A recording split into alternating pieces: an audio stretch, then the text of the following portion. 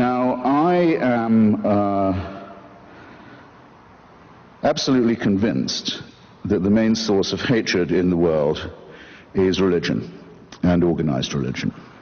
Absolutely convinced of it. And I think it should be religion treated with ridicule and hatred and contempt, and I claim that right. So when I say, as the subtitle of my book, that I think religion poisons everything, I'm not just doing what publishers like and coming up with a provocative subtitle. I mean to say it infects us in our most basic integrity. It says we can't be moral without Big Brother, without a totalitarian permission. It means we can't be good to one another. It means we can't think without this. We must be afraid. We must also be forced to love someone who we fear. The essence of sadomasochism. The essence of abjection. The essence of the master-slave relationship. And that knows that death is coming and can't wait to bring it on. I say this is evil. And though I do some nights stay home, I enjoy more the nights when I go out and fight against this ultimate wickedness and ultimate stupidity. Is it not the case that the spread of Christianity, about which you spoke so warmly and affectingly in your opening remarks, attributing it to the innate truth of the Bible story, was spread by that means, or because the Emperor Constantine decided to make Christianity the official religion of the Roman Empire? Which, in your view, contributed more to the spread of the faith? The Holy Spirit. I rest my case. You give me the awful impression, I hate to have to say it, of someone who hasn't read any of the arguments against your position ever. So what if God actually exists, sir? Would he not have been good to you? No. He wouldn't. Because if that were true, it would mean that I had an eternal supervising parent who would never die and let me get on with my life, never let me grow up, would keep me under surveillance.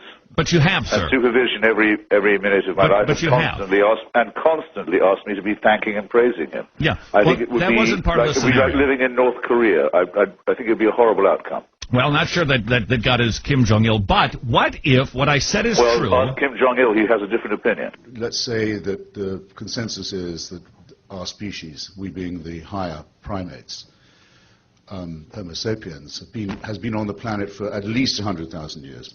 In order to be a Christian, you have to believe that for 98,000 years, our species suffered and died, most of its children dying in childbirth, most other people having a life expectancy of about 25, dying of their teeth, famine, struggle, bitterness, war, suffering, misery, all of that. For 98,000 years, heaven watches it with complete indifference.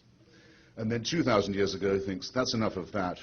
It's time to intervene. The best way to do this would be by condemning someone to a human sacrifice somewhere in the less literate parts of the Middle East. Let's appeal to the Chinese, for example, where people can read and study evidence and have a civilization. Let's go to the desert and have another revelation there. This is nonsense. It can't be believed by a thinking person. If it was true, it would have two further implications. It would have to mean that the designer of this plan was unbelievably lazy and inept, or unbelievably callous and cruel and indifferent and capricious. And that is the case with every argument for design and every argument for revelation and intervention that has ever been made. All of this could be part of a plan. There is no way an atheist can prove it's not. But it's some plan, isn't it, with mass destruction, pitiless extermination, annihilation going on all the time, and all of this set in motion on a scale that's absolutely beyond our imagination, in order that the Pope can tell people not to jerk off. In his comment, one of the few he's made, on the institutionalization of rape and torture and maltreatment of children in Catholic institutions, he has said, it's a very severe crisis which involves us, he said, in the following: in the need for applying to these victims the most loving pastoral care. Well, I'm sorry. They've already had that. The rape and torture of children is not something to be relativized. It's not something to be excused as a few bad priests. It's the crime that cries out for punishment. It's the thing that if we were accused of on this side of the House, we would die rather than admit. And if we were guilty of it, would kill ourselves. Your view would be the same as mine, that child sacrifice is reprehensible, would it not? Did Abraham think child sacrifice was an okay idea? He obeyed God and God intervened. The ultimate question is, does God think child sacrifice, since he sent his own son to be the ultimate sacrifice? Well, he appears to be in favor of it. He does appear to be in favor of it, but in context. You and I agreed that we were not. I'm asking. Not scorning the three delightful children who are everything to me and who are my only chance of even a glimpse of a second life, let alone an immortal one. And I'll tell you something, if I was told to sacrifice them to prove my devotion to God, if I was told to do what all monotheists are told to do, and admire the man who said, yes, I'll gut my kid to show my love of God, I'd say, no, fuck you. What about Fräulein Freisel in Austria, whose father, unwilling to get out of the way, kept her in a dungeon where she didn't see daylight for 24 years, and came down most nights to rape and to sodomize her, often in front of the children who were the victims of the previous attacks and offenses. Imagine how she must have begged him. Imagine how she must have pleaded. Imagine for how long. Imagine how she must have prayed every day, how she must have beseeched heaven. Imagine, for 24 years, and no answer at all. Nothing. Nothing. Now, you say that's all right that she went through that, because she'll get a better deal in another life? I have to ask you, if you can be morally or ethically serious and postulate such a question. No, that had to happen, and heaven did watch it with indifference, because it knows that score will later on be settled. So it was well worth her going through it. She'll have a better time next time. I don't see how you can look anyone in the face, or live with yourself, and say anything so hideously, wickedly immoral as that, or even imply it. There, that's my answer. Do you believe that God, if he's provided everything for you, has rights on your life? No. Because? Why should he? What gives him this right? Because he owns you. He's created everything for you. He's kept you alive. I don't want to be owned. I don't want to be owned, and I don't recognize anyone's right to own me. So ownership is a bad thing? Of people, yes. Oh, okay. It's been widely considered. I mean, I know the Bible does call for slavery, as it calls for genocide, but that doesn't make it right. It is a horrible idea that there is somebody who owns us, who makes us, who supervises us, waking and sleeping, who knows our thoughts, who can convict us of thought crime, just for what we think, who can judge us while we sleep for things that might occur to us in our dreams, who can create us sick, as apparently we are, and then order us on pain of eternal torture to be well again. To demand this, to wish this to be true, is to wish to live as an abject slave. You've made the worst concession already. You've already said you're a slave. So, well, absolutely. After that, mere obedience to orders is a small offense. I readily admit that I'm a slave. I'm a slave of the Lord Jesus Christ. I'm glad of your chains. Yeah, well... it's absolutely fine for you, but you must leave me out of it. I don't want to be told that I have to obey these laws too, or that my children have to be taught this in school, or that laws have to be written to gratify the bizarre beliefs of a cult like yours. Well, but... That's the thing I would need you to understand. You're quite Sure. happy to believe this. Why can't you keep it to yourself? Why can't you keep your atheism to yourself? Because the religious won't allow me to. Because every time I open the paper, there's another instance of theocratic encroachment on free society, which I won't put up with which I will not put. Well, that's clear.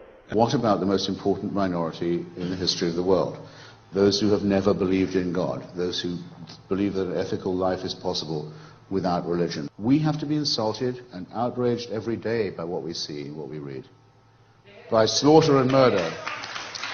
Slaughter and murder and barbarism and insult and superstitious nonsense. We do not reply in kind. We don't say, we'll go and kill you if you go on insulting us like this. Do we get no credit for saying this? When has anyone ever said, what's it like to be insulted, as someone who thinks that civilization is a real thing? Why is it always interfaith? Why is it always interdenominational? Why can't we say that all of these cults are equal and equivalent glimpses of the untrue? I know what's coming. I know no one beats these odds. And it's a matter of getting used to that and growing up and realizing that you're expelled from your mother's uterus as if shot from a cannon towards a barn door studded with old nail files and rusty hooks. It's a matter of how you use up the intervening time in an intelligent and ironic way, and try not to do everything ghastly to your fellow creatures. I think it will one day be admitted with shame that it might have been in error to say that AIDS is bad as a disease, very bad, but not quite as bad as condoms are bad, or not as immoral in the same way. I say it in the presence of His grace, and I say it to His face. The preachings of His church are responsible for the death and suffering and misery of millions of His brother and sister Africans, and He should apologize for it. He should show some shame. There's another immoral injunction. Go love your own enemies, don't be loving mine. My enemies are the theocratic fascists. I don't love them, I want to destroy them. For condemning my friend Stephen Fry for his nature, for saying you couldn't be a member of our church. You're born in sin. He's not being condemned for what he does, he's being condemned for what he is. You're a child made in the image of God. Oh no, you're not. You're a faggot. And you can't join our church and you can't go to heaven. This is disgraceful. It's inhuman. It's obscene. And it comes from a clutch of hysterical, sinister virgins who've already betrayed their charge in the children of their own church. I would posit to you, Christopher, that there is no fundamental difference between what the Israelites did to the Amalekites and their surrounding neighbors or enemies than what the United States did justly in going into Iraq. Whether we did it principally for moral reasons, it certainly had a moral... Can you possibly for 1 second be morally serious as a human being and say that? Well, yes, I can. We fulfill what Iraqis did we exterminate? What Iraqis did we enslave? What Iraqi virgins did we keep for our soldiers, having killed the rest of their families? Well, what are you talking about, sir? But That's Listen, what I said. You took up all the time for my answer with your long, rather unlettered question. Oh. If you want to get good people to do wicked things, you need religion. What do I mean by that? I mean to say that who, when they see a newborn baby arriving in their life, if anyone's ever thought, even myself, well, maybe there is something to this. Look at the perfection of this little bundle. But they said, I tell you what, though, before we go any further, we need to get a sharp knife or a stone from somewhere and start hacking away at the genitalia of this little bundle. Because if we don't, we won't be doing God's will. Now, no moral person would do such a thing unless they thought it was divinely warranted. Christopher, I've got to call you down on referring to circumcision as genital mutilation. My son cried more at his first haircut than he did at his bris. And statistically... You weren't doing it right, then. Statistically, the only long-term effect that it seems to have on people is it increases their chances of winning a Nobel Prize. I can't find the compulsory mutilation of the genitals of children a subject for humor in that way, or flippancy in that way. What if a Muslim was to say to you just now, my little girl cried more at her first haircut than when I cut off her clitoris? What would you think of me if I was to say such a disgusting thing? That a person as humane as yourself can sit here and think of that as a fit subject for humor shows what I mean. Religion makes morally normal people say and do disgusting and wicked things, and you've just proved my point for me. Well, I want to make it clear in our closing moments here, Christopher. I don't consider you an enemy. I don't consider you... But I'm very sorry to hear that. Well, I know, because you want me to be your enemy. Excuse me, you are my enemy. Well, but you're not my enemy. How you can figure that? No, because I don't feel a need to have to silence Christopher Hitchens. Oh, well, you don't have a chance of doing that. I don't mean that at all, but I mean your preachments are evil and they're a direct threat to the survival of civilization. So if you don't consider me an enemy, you don't know an enemy when you see or hear one. The argument for theism, that not only can we establish this prime mover's existence, but we can show by some form of induction that he intervenes in wars, that he answers prayers, that he cares who we sleep with and in what position, what food we eat and on what days, is a ridiculous proposition. It's a claim to a truth that no primate can claim to make. Primates who claim to know it should be distrusted. Great damage has been done and continues to be done by such people and by such ideas. You're better off thinking for yourself and taking all the risks, and I might add all the pleasures that will come from that. The most overrated of the virtues is faith. The metaphysical claims of religion are untrue. Thank you.